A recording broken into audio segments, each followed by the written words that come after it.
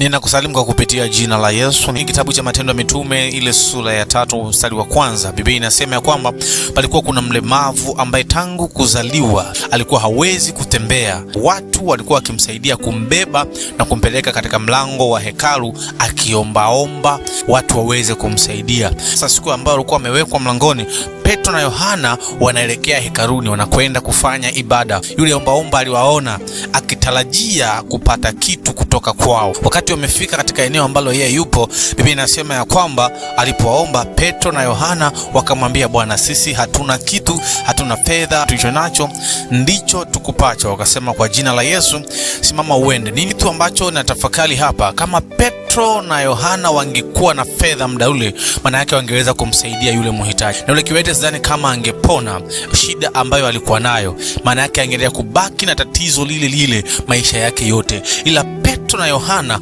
walikuwa hawana fedha ili Bwana apate kujitwalia utukufu. Wewe umeanza kusema kwamba kwa sababu hauna pesa huwezi kwenda kanisani. Wewe umesema kwamba kwa sababu hauna fedha hautaki kumwabudu Mungu. Ni nini ambacho unasema huwezi kumtumikia Mungu mpaka ukipate kwanza?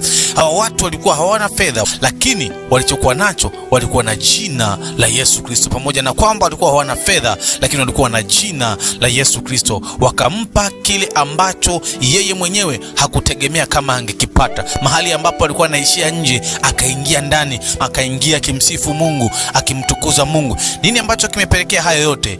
Jina kuu la Yesu Kristo. Jina kuu la Yesu lilipoingia kwenye maisha yake, likaondoa kabisa ile hali ya kukosa nguvu kwenye miguu yake. Kama Yesu Kristo ataingia moyoni mwako, udhaifu wote ule ambao uko nao, jina la Yesu likiingia hapo, maisha yako yatabadilika. Jina la Yesu likiingia hapo, wewe utakuwa mtu mwingine.